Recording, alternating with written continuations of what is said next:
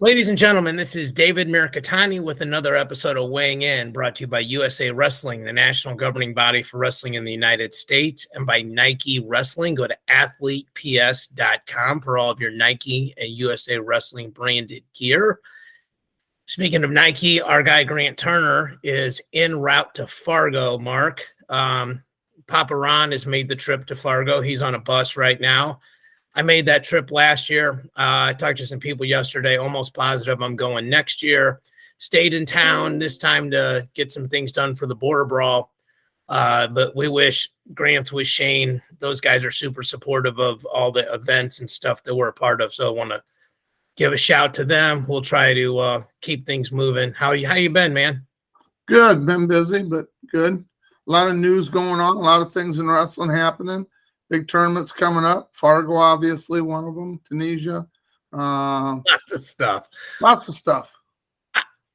I was thinking about this. I always try to spend at least at a minimum of 15 minutes besides just putting topics down, like what we can talk about that would be interesting.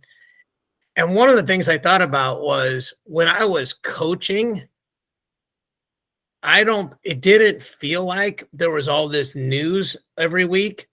But I think that's wrong. I think when you're coaching, you're just worrying about what's going on in your part of the world. Like, hey, how do I make my team better? How do I make sure that little David's staying on track for graduation kind of thing? And I remember when we first started this podcast,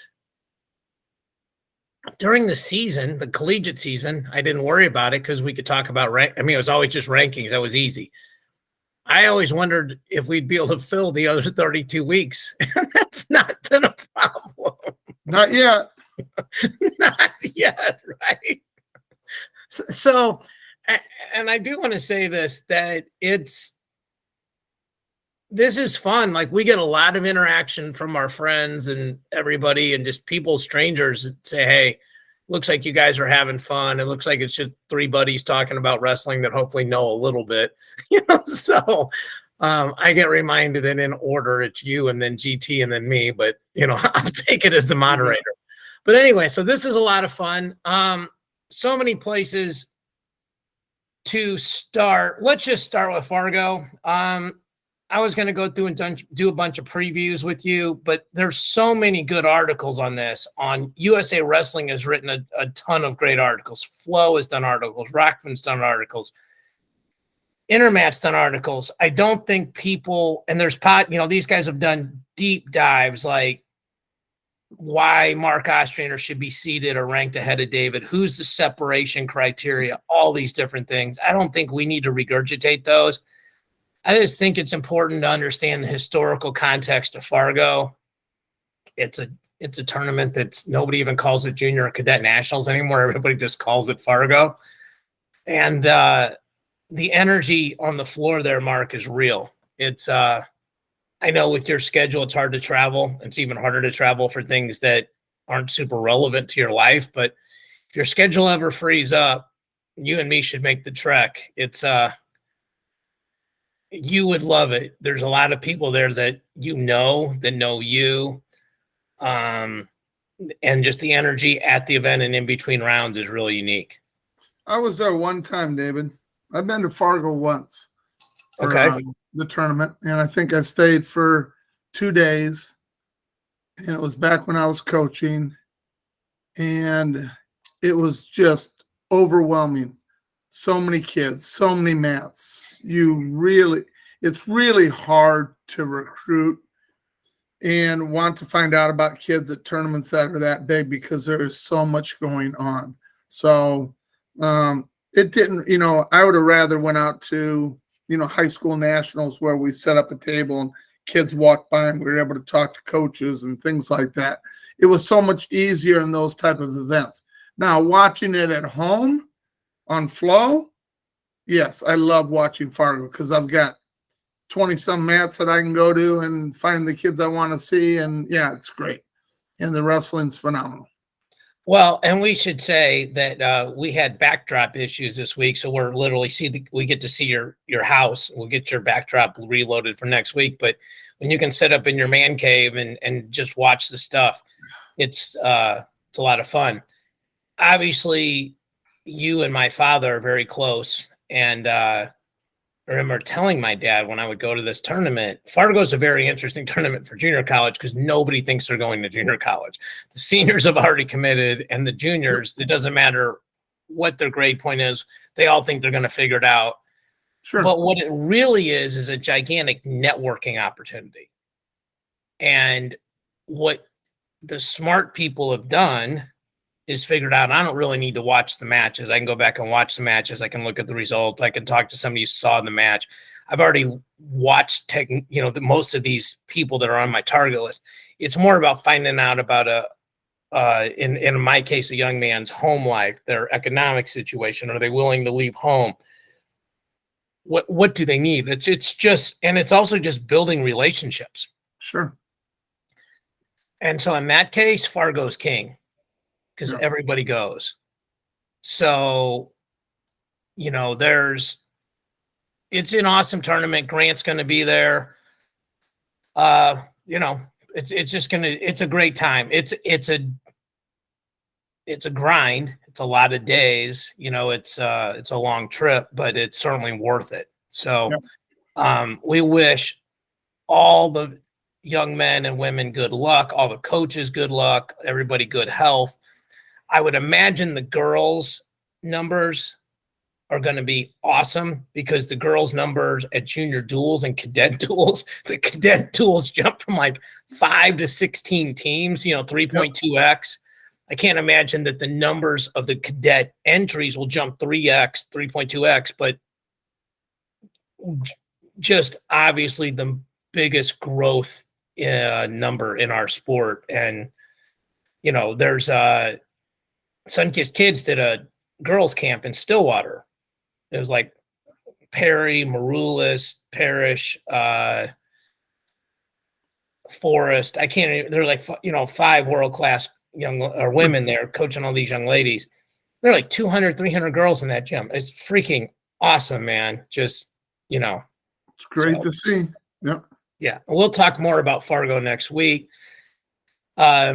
Let's talk about some USA Wrestling stuff. Let's start with the good U20s. America went 32-0 in men's freestyle. So now really everybody won. Now just understand, we're not talking about U20 Worlds. We're talking about U20 Pan Ams. Pan Ams. All right, just make sure they understand. Okay. U20 Pan Ams. Yeah, no, I said the wrong term. My fault. U20 Pan Ams.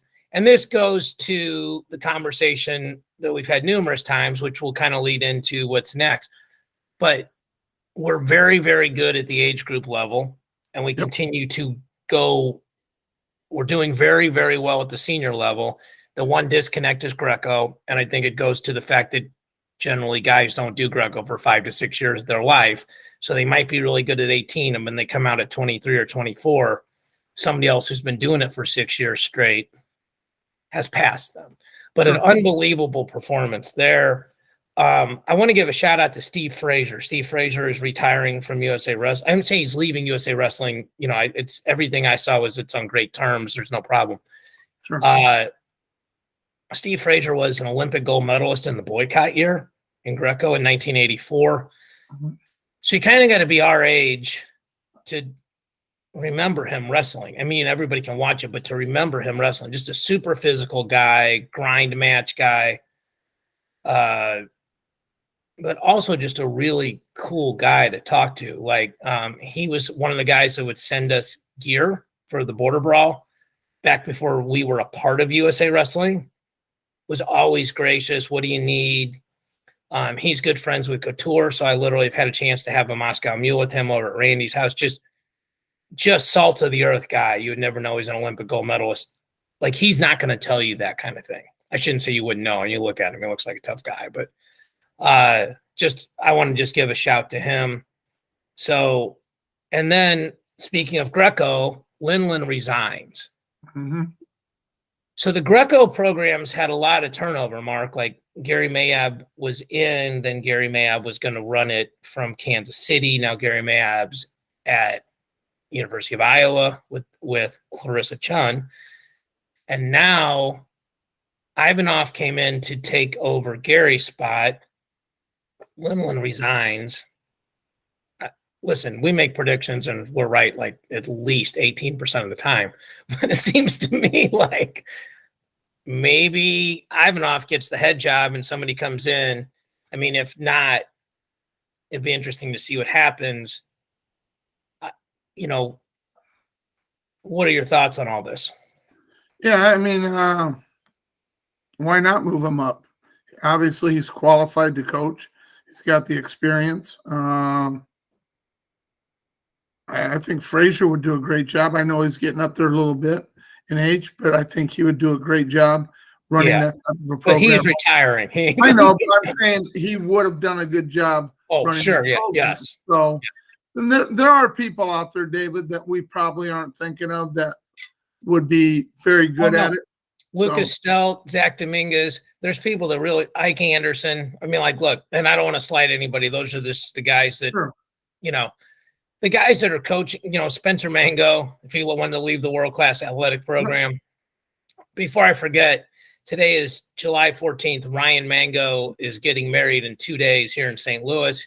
He was on Matt Chat last week. We just posted the Hayden Zilmer Matt Chat, but shout out to Mango, that whole family. Okay. So, yeah, but there's things moving there at USA Wrestling. Be interesting to see what Lindland does next. He was, again, another guy that I met. Well, he's a junior college guy. Wrestled at Clackamas, wrestled in Nebraska, actually coached against him.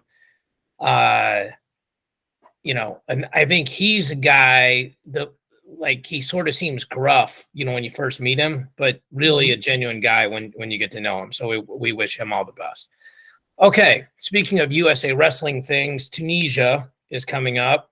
Yep. So normally we would do a deep dive on this with GT, talk about all the ranking points. I think let's just hit a couple things here. Number one, this is one of the series of ranking tournaments, right, Mark? Yep. And athletes accumulate points at these tournaments, and then the points are used to seed or separate at the World Championships. So these kind of tournaments are a lot more important. Well, they're important for everybody, but they're really important for like the Seth Grosses of the world, the Hayden Zilmers of the world, that have no points because they haven't been on our team. I shouldn't say they have no points because they could have gone to tournaments, but they weren't our number one. So they may not have gone or may not have done as well. That kind of, like Zilmer told me, the only international tournament he wrestled in, he wrestled Gwizdowski, and then Gwizdowski lost. So he went 0-1, so he scored no points. When Grant gets back, we're going to spend a lot more time talking about that, and we're going to spend a lot of time talking about conference realignment because the economics of that. I also talked to Matt Bowlesby from Flow Wrestling, who's one of the smartest guys I know in wrestling, on the business side of things especially, and he had some unique insights. We might actually have him jump on. He said he'd be willing to. Really well-spoken guy. And but anyway, so Tunisia is happening, and it's important to just make sure that people are aware of it. We'll kind of update people on it. But just from the pure wrestling side of it, there's going to be some really good matchups. And we're sending a lot of our number ones over there. Yeah, and I just heard something today. Iran is sending a bunch of their number ones and twos because they have not completely had their wrestle loss. So they're using this as a form of deciding who's going to be at the Worlds. So they have two guys at 57 kilos. The returning world silver medalist that, Gilman beat, and another guy that has beaten him before. So, I mean, it's going to be a phenomenal tournament, and we're sending a really good group of men and women there to compete, which is really cool. Yeah, and Gilman's there, like they're among all just Gilman, Zane, and Snyder. I know are there. We saw Pens. I mean, I think almost all of our number ones are there. Like Yanni's there. Yeah. Zilmer's there. Marsteller is going to wrestle. Yeah.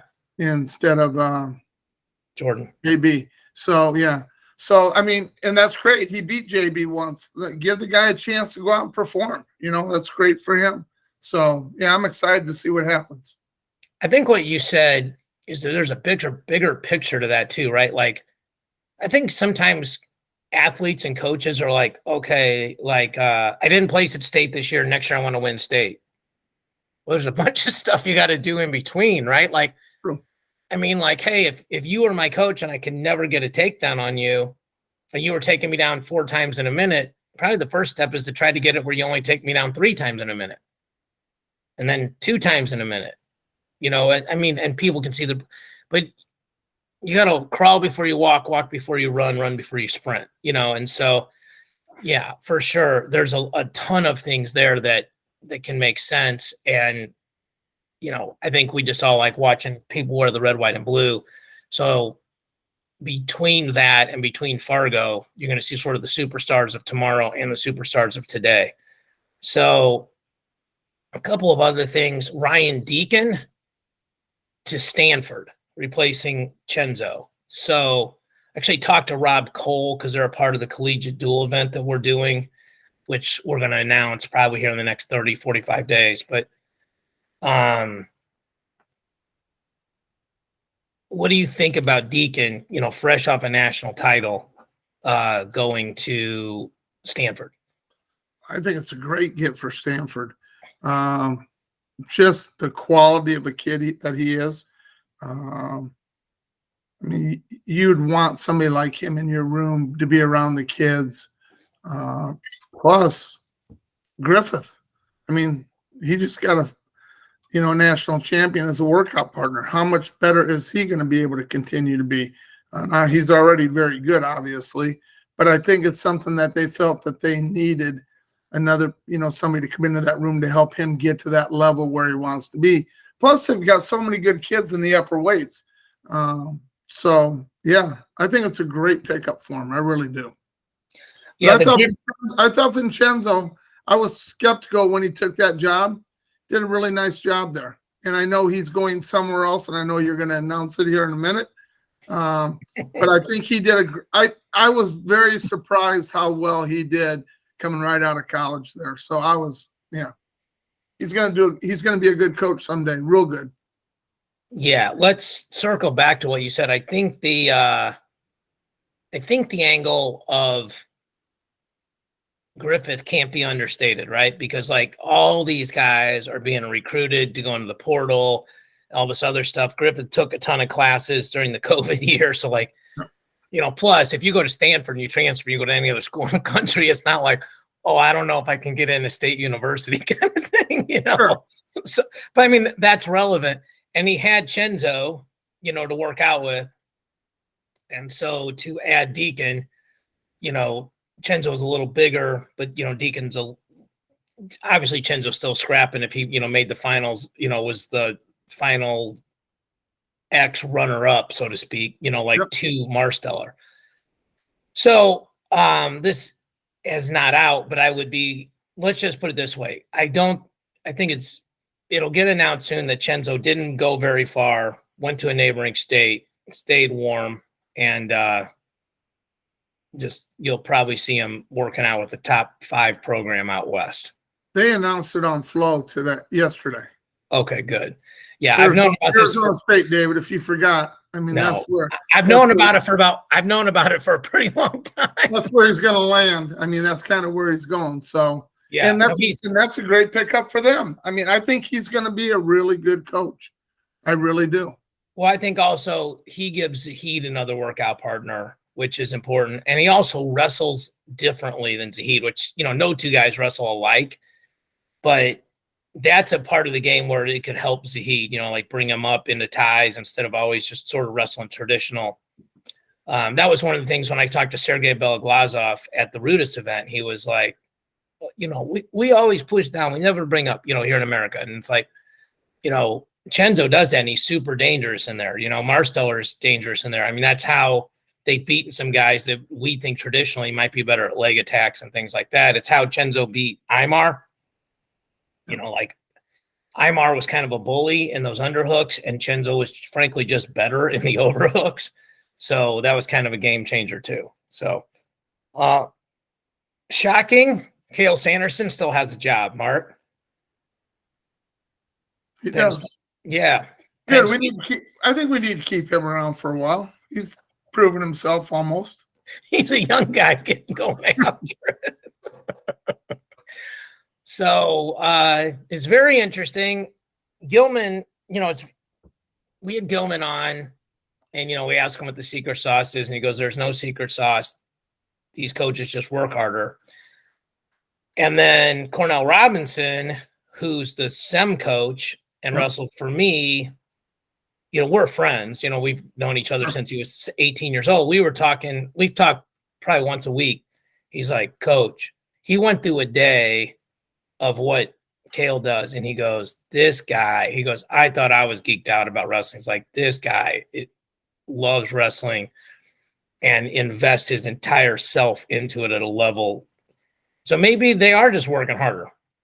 I don't know, because there's a lot of guys working really hard, but the day that he described to me, there's not very many people doing that. I can just tell you. Obviously they have a ton of resources. They have a ton of support.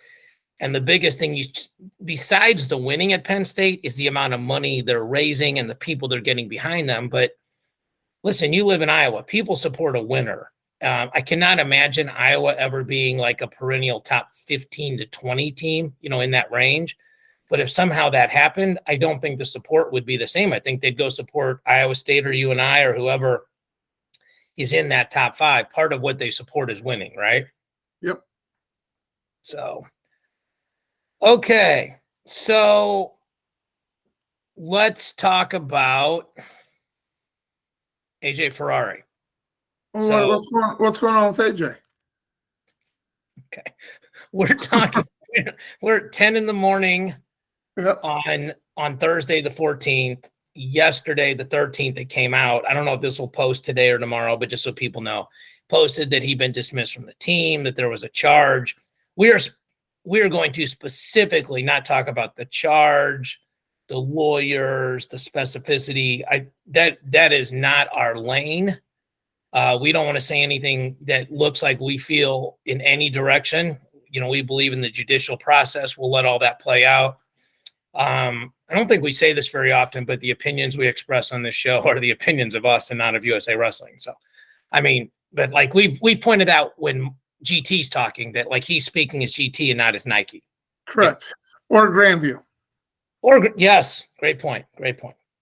Let's just talk about what this does on the wrestling side of it. Okay. So let's talk about the Oklahoma State side first. So I pulled up intermatch rankings and by the way, shout out to Earl. Thought he did a great job last week.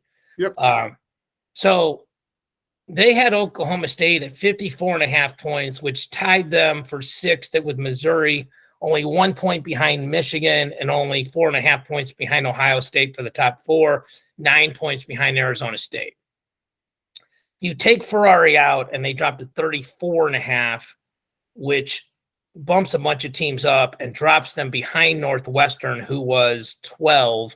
So Oklahoma State would become 12. Okay. Because all those teams would slide up. So they drop from basically 5 to 12 in those rankings. There's some stuff we disagree with. But if you just, in general, you go, hey, they dropped from like 55 to 35 points minus bonus. It makes it very, very difficult for them unless a ton of things go right to trophy. Because they now have Fix who's medaled. They have Plot who's medaled. And they have Sheets who medaled a couple years ago. But, Mastro hasn't medaled. Young hasn't medaled. Whoever they go at 49 hasn't medaled. Whoever goes at 6. Whitlake has medaled. So they do have 4 medalists. Yep. Okay. So, but especially if Whitlake's going up to 84, it's a whole different ball game. Sure. Okay.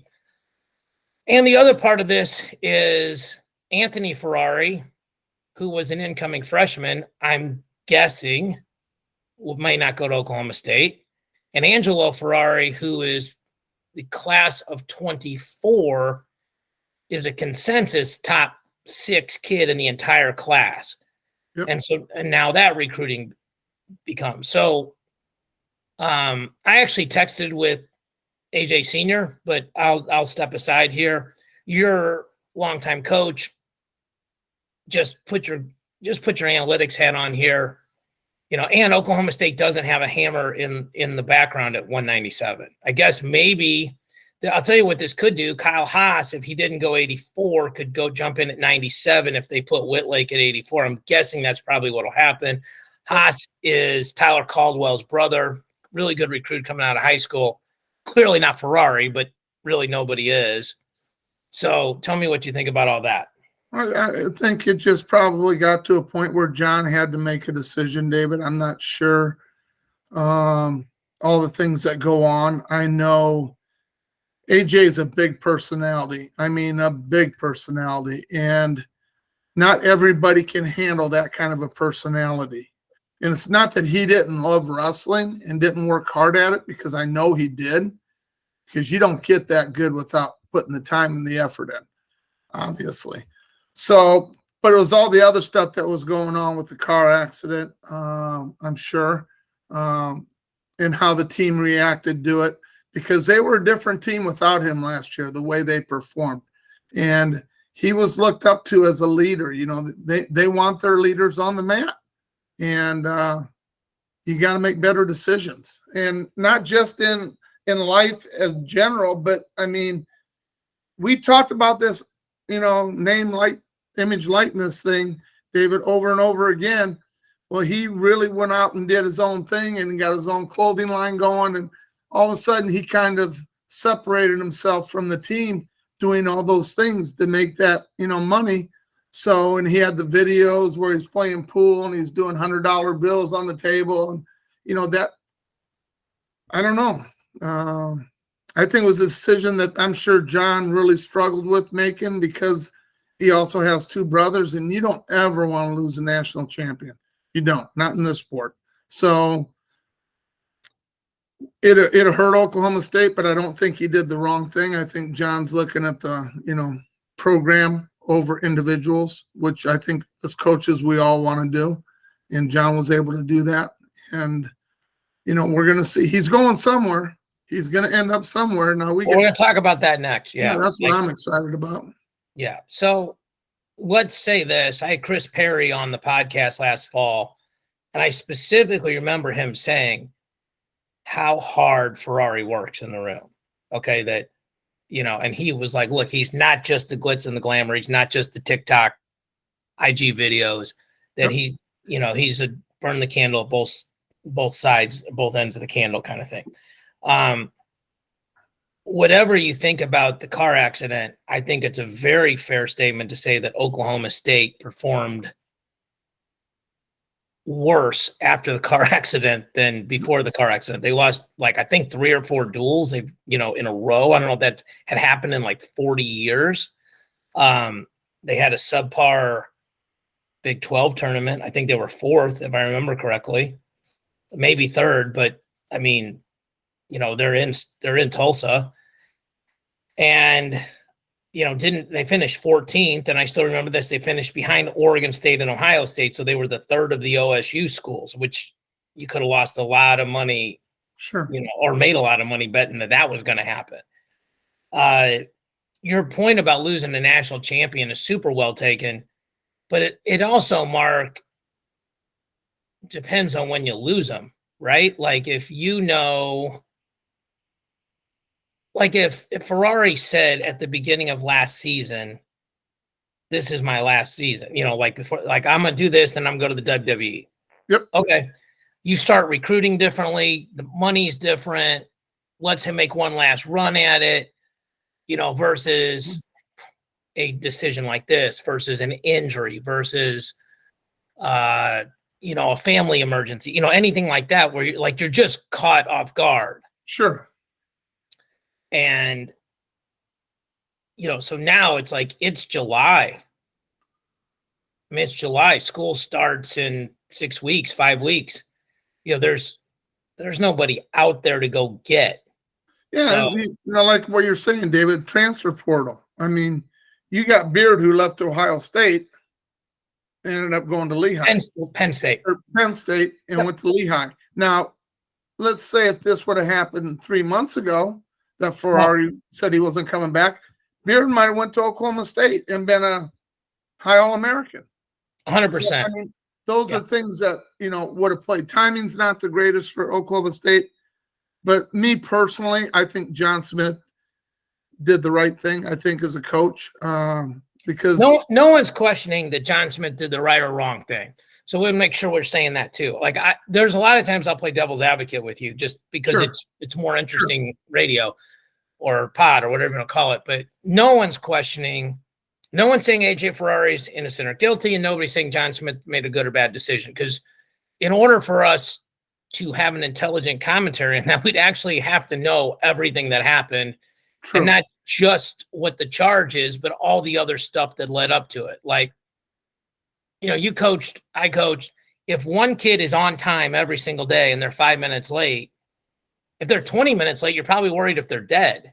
When I had COVID and I didn't return calls for 3 days, you're like, man, are you okay? If somebody just blows you off all the time, you're like, that's just David being David kind of thing. So let's talk about the wrestling side of it. Where does he go? Right? So now if you look at the team rankings, okay, Penn State, I really doubt they recruit over the top of Max Dean. Iowa, I would doubt they would recruit over the top of Warner.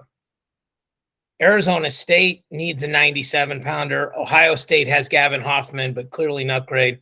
Michigan needs a 97-pounder. Missouri has Rocky Elam.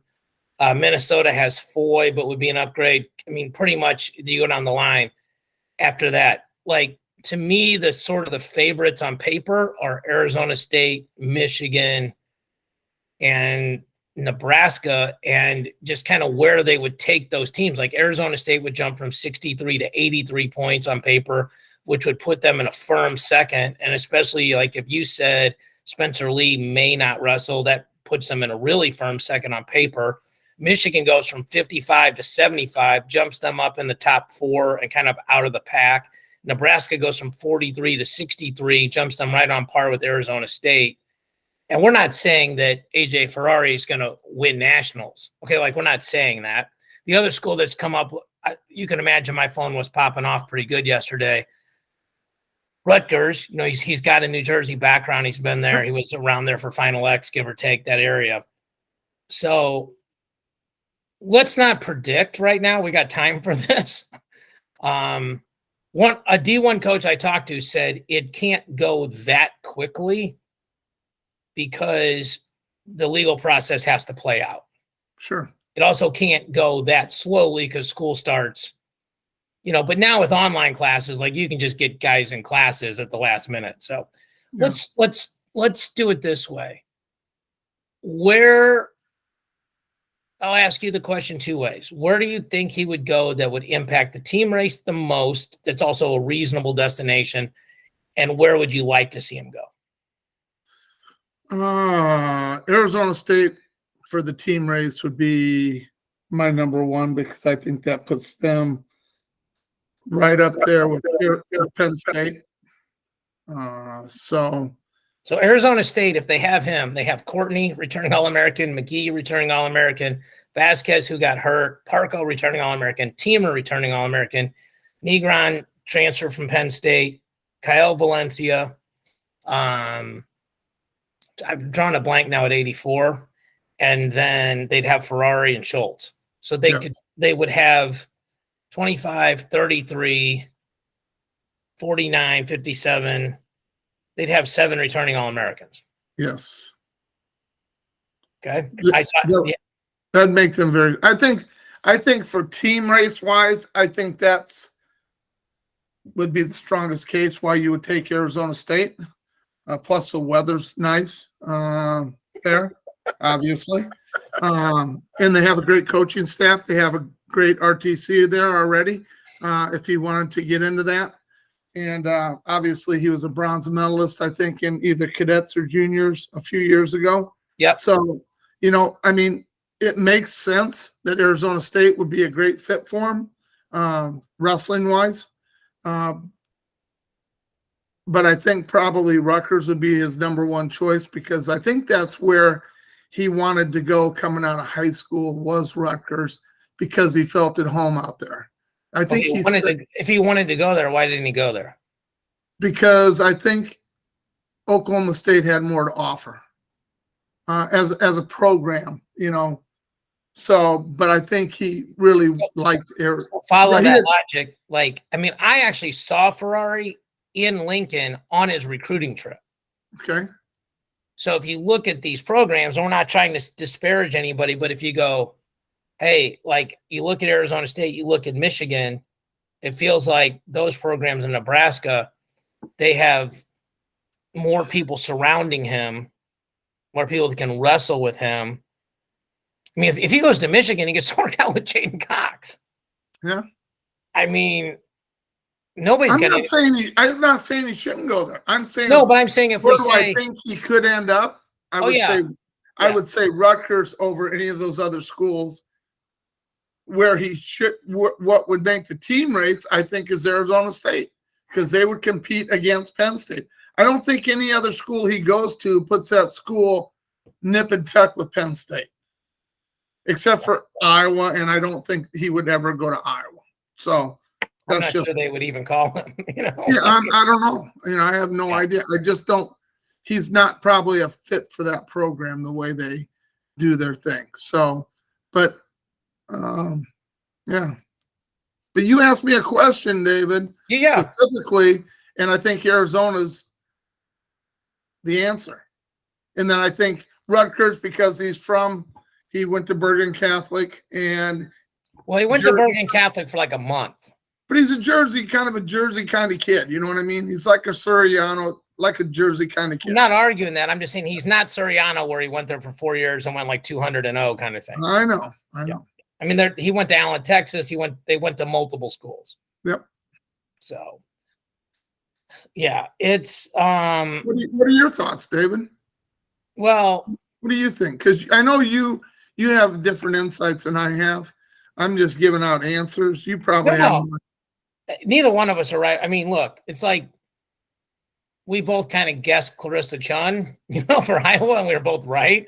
We've also guessed a lot of things that I'm not going to bring them specifically on the things I guessed that I was wrong about, but there's been an abundance of them, and we clearly own those. I mean, ASU makes a ton of sense.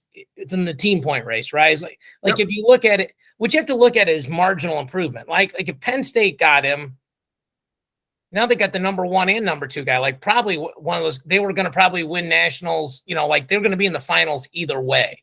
So you're talking about maybe 4 points difference. And I'm sure Penn State thinks Max Dean can beat Ferrari anyway. Yep. Okay, Iowa. Even if you just go by rankings and now Warner's was going to be 3rd. Okay, and if you get Ferrari, maybe he takes 1st. That's 6.5 point difference. That's significant. Okay. But when you take him to a spot like in Nebraska where Eric Schultz graduated and Silas Allred's coming in, but not proven yet, right? And in a weight that has a ton of returning All-Americans. Like that's the other part of this, right? Like if you look at 97, and if people are wondering why we're using Intermat over anybody else, they're the only ones that have put out rankings this early, but their rankings are Dean, Ferrari, Warner, Buchanan, Elam, Truex, Bastida, Dupre, Beard, Hoffman, Bonacorsi. All 11 of those guys have placed. Okay? So if you take a person that hasn't placed and you go, I think he can place, which all these coaches think that, right? Well, you're going to have to beat most likely 2 guys that have All-American at some point in their life to get through that. I mean, there's the math says that's how it has to work. Unless somebody gets upset, then you got to beat somebody who upset an All-American. I mean, I think Michigan makes sense. I think, they did it with Suriano where they went out and got a guy and, sort of rented him for a year, and it made a big difference to that team. They placed higher at nationals than, they had in forever, and they won the Big Tens. And neither one of you take Suriano's points off there. And like when we did our predictions at the beginning of the year last year, I didn't pick Michigan in my top 4 or 5, whatever it was, but Suriano wasn't there and Massa wasn't there. If you take those 2 guys out, I was actually right. Now I was wrong. There's a good example. I was wrong for sure. But it wasn't like I hit my head and made a bad decision. It was basically I had incomplete data. I mean, the schools I mentioned, I think are super interesting because they affect the team race and he has some relationship there. Like, I just don't. I think if you just look at like the top 15 schools, I don't think he'd go to Penn State, Iowa, Ohio State, Missouri. I don't feel like he would go to Minnesota. I don't know if he'd go to Cornell. I mean, Wisconsin has Amos.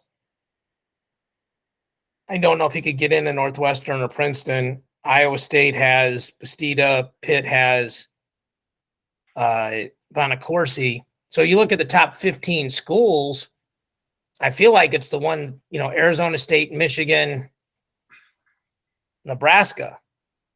I mean, like Rutgers isn't in their projected top 25, and the top 25 you need 14 points for.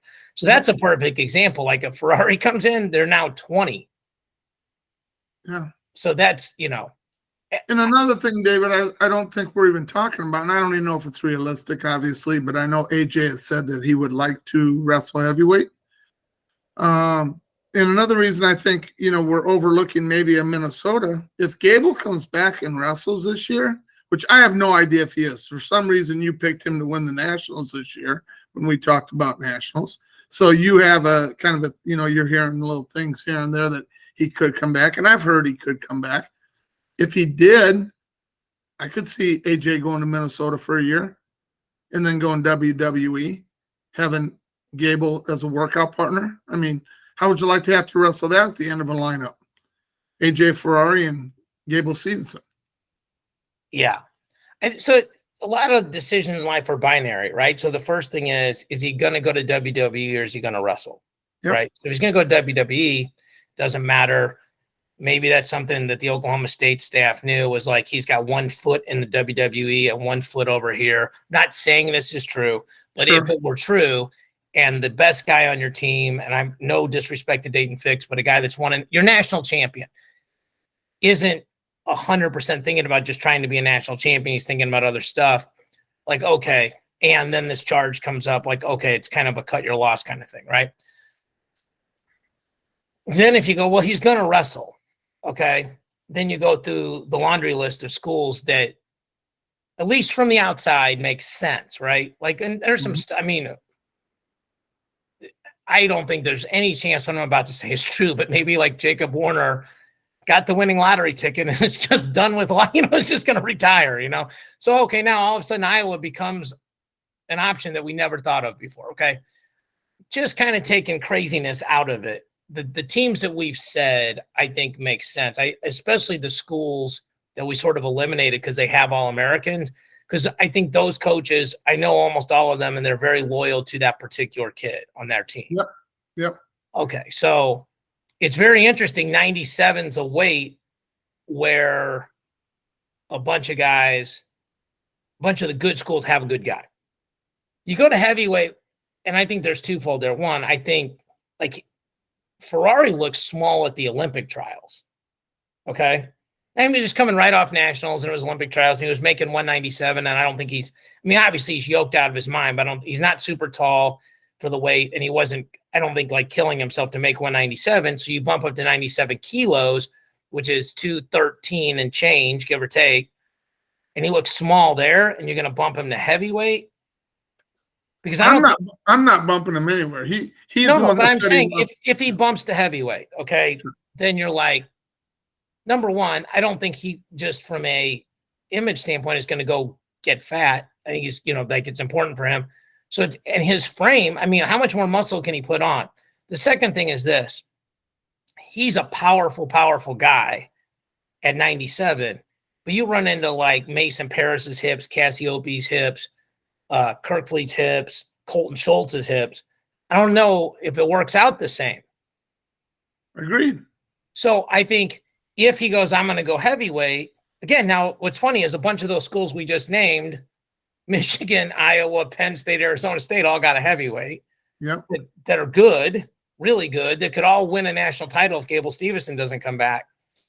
But the other thing is this: I don't think you go, well, Ferrari would just win heavyweight, right? I'm not even sure you go Ferrari would win 197 because he almost died in a car accident. Like, we kind of got to see if he's going to be healthy. Like, I've had injuries, like literally like where you're just never the same again. Yeah. Like you're never quite the same. So I will tell you this. I know the Ferrari family. I texted with AJ Sr. last night. They're keep your head up, be positive. This will all play out. We'll be exonerated. And Angelo's been in my event and could not have been a nicer young man, like basically zero maintenance, which is rare. Like most of those kids, you're chasing them down. It's like herding cats. So obviously this will play out. We'll talk about this in future weeks as, the rumor mill goes. I think we're about out of time. So anything else before we sign off, Marco? Yeah, I do think one thing though, David. I think they are a very close-knit family. The Ferraris are, and I think they'll all end up going to the same school. So there'll be some heavy discussions going on.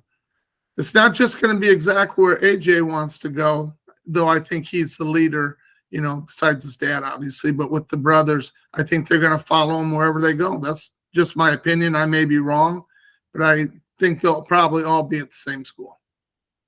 Well, I think what you mean really is the same state, right? Because like Angelo is going to be a junior in high school, so he can't go to the same school. True. Your point is well taken. The other thing is this. Anthony Ferrari's really good at wrestling, but didn't even wrestle last year in high school. And scholarship-wise, you figured out how to – and that's the other thing, right? Like AJ Ferrari's certainly a full-ride guy, right? I mean, if you got a guy who's won nationals, that's kind of the proof you're looking for, right? Yep. But now if you're going to recruit Anthony, who's a big-time recruit, and you're going to go, now we got to come up with, I'd say, a minimum of a scholarship and a half on July 15th, and you have 9.9. I mean, there's all sorts of creative things you can do, blah, blah, Sure. blah. But, like, these kids aren't going to get in-state tuition anywhere else because they lived in Stillwater, Oklahoma. So unless OU recruits them, that's out. And then, I don't know what Angelo would do. I think you're right, but I mean, let's say he's really happy there. Let's say he's got a girlfriend. Let's say he really likes Ethan Kyle. Let's say he likes working out with LaDarian Lockett. Let's say he's looking forward to working out with AJ Heath.